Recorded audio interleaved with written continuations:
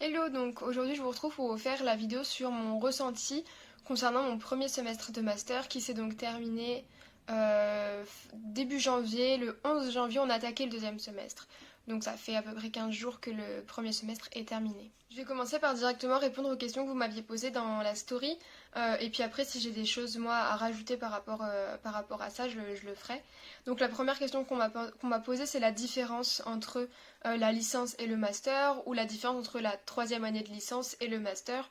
Donc pour l'instant, la principale différence que j'ai remarquée, et c'est la charge de travail. Pendant les premières années de licence, enfin surtout la première année, mais encore en deuxième année, c'est surtout et beaucoup d'apprentissage. Faut acquérir toutes les bases dont on a besoin pour la suite. Et du coup, enfin c'était mon ressenti, il y avait énormément de par cœur, énormément de choses à apprendre, à assimiler, et beaucoup moins de présentations, beaucoup moins de dossiers à rendre, etc. La licence vraiment c'était de l'apprentissage. La L3, on commençait à avoir des dossiers à rendre, des projets à faire. Par contre, ouais, là, la différence entre ma licence et mon premier semestre de master, c'est qu'en master, on a eu énormément de choses à rendre, énormément. On a eu des dossiers à rendre, on a eu des présentations orales à faire. Enfin voilà, du coup, c'est surtout au niveau de pas forcément de la quantité de cours ou de choses à apprendre, mais c'est surtout sur la différence se fait sentir au niveau des choses à rendre, des dossiers, des présentations orales. Voilà, pour moi, c'est la principale différence pour l'instant. Après, une différence qui est cool entre la licence et le master, c'est que personnellement, dans ma fac, on a des stages obligatoires en master, en première année de master et en deuxième année de master, contrairement en licence. En licence, je n'ai eu aucun stage obligatoire. Je pouvais en faire de moi-même si je voulais, que j'ai essayé de faire. Hein. Enfin, j'ai envoyé des lettres de motivation et des CV dans des labos de recherche. Je me suis dit, rien que s'ils peuvent me prendre une semaine ou deux en observation, ce sera toujours ça, voir le métier vraiment de mes propres yeux. Mais vu que la majorité des facs fonctionnent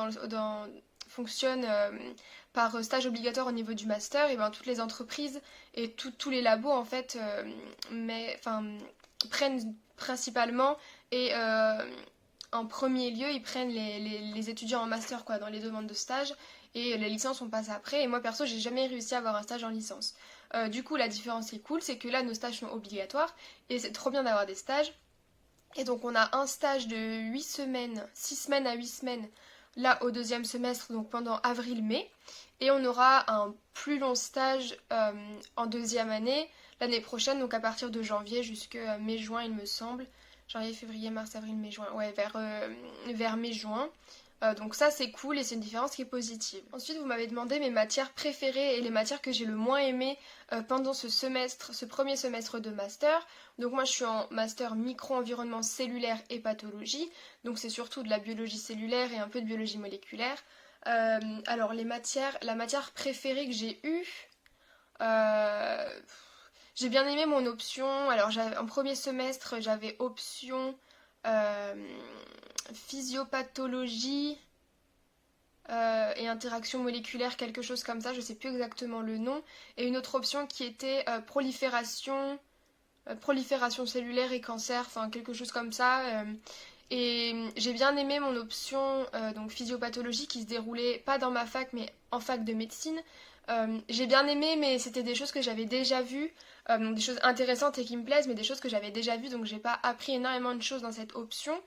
Sinon après, en vrai j'ai bien aimé toutes les matières qu'on a eues au premier semestre, donc je pourrais pas vous en dire forcément une préférée, mais la matière que j'ai détestée, euh, alors c'est une matière super utile.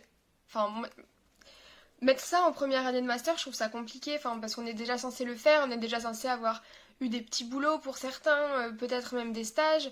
Donc je trouve ça inutile de mettre cette matière en première année de master, au premier semestre. Enfin, on a eu une matière où on apprenait à faire des lettres de motivation, les erreurs à ne pas faire, les CV, savoir bien réagir à un entretien d'embauche et tout. Alors c'est super intéressant et c'est la vie qui nous attend après, quoi, savoir décrocher un emploi, bien se présenter pendant les entretiens et tout.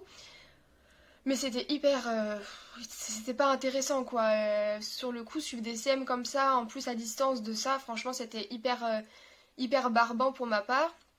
Et je trouvais juste que ça n'avait rien à faire en master, mais bon bref, ça c'est pas le souci. Donc je dirais ça, c'était vraiment pas... Mais bon, c'est pas une matière scientifique, donc c'est juste pour ça que j'ai pas apprécié, je pense. Sinon non, ça va, j'ai pas eu de matière vraiment détestée au premier semestre. Pour faire un peu le topo sur les matières que j'avais, je crois que je l'ai déjà dit, mais je vais le redire. Donc j'avais mon option de centre à la fac de médecine qui envoyait des physiopathologies. C'était aussi beaucoup axé culture cellulaire, un peu de cancéro. J'avais une option biologie, prolifération, etc. On voyait l'apoptose, on voyait la cancérogénèse, on voyait le cycle cellulaire en détail. J'ai eu une autre option, enfin, après j'ai eu des matières 702, c'était quoi? On voyait tout ce qui était endocytose, migration, enfin les échanges nucléocytoplasmiques, les échanges de protéines, d'ARN, etc., du noyau au cytoplasme, l'inverse, les échanges cytoplasmiques, on a eu quoi d'autre? Et ensuite j'ai eu une autre matière où on parlait de récepteurs, donc tous les types de récepteurs membranaires enfin tous les types de récepteurs, on n'a pas tout vu, mais on en a vu une bonne partie, les types de récepteurs membranaires qui existent. On a vu quoi d'autre dans cette truc? On a vu les protéines d'adhérence matrice-cellule, les protéines d'adhérence pardon, cellule-cellule. Enfin voilà, c'était vraiment axé cellulaire et un peu de moléculaire pendant tout le premier semestre. Après j'avais une question sur mes options, donc je vous les ai dites pour mon premier semestre. Et pour mon second semestre, du coup, là que j'ai pris, j'ai choisi biologie, je sais même pas comment s'appellent mes matières, ça craint. Biologie, je sais pas quoi, option cancer.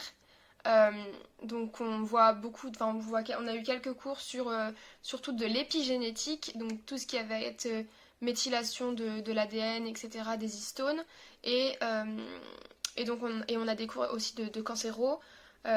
Et ma deuxième option, c'est quoi? Ah oui, modèle in vivo et de substitution, donc ça va être tout ce qui tourne autour de l'expérimentation animale. Ensuite, vous m'avez demandé si c'était compliqué de suivre un semestre à distance. Au début, ça allait franchement. En plus, j'ai un emploi du temps qui est hyper chargé à chaque fois en début de semestre. Je fais des 8h, 18h ou des 8h, 20h.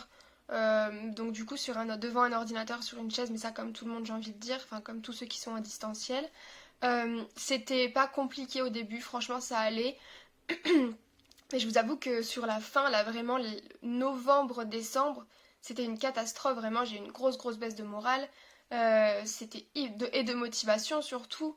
Je n'avais plus du tout envie de travailler. Enfin, je travaillais juste parce que je voulais pas me taper des bulles au dossier à rendre, etc. Mais je travaillais par obligation et c'était horrible. Et j'avais plus la motivation de me mettre dans mes cours et d'apprendre et de connaître mes trucs. Enfin, vraiment, c'était compliqué sur la fin.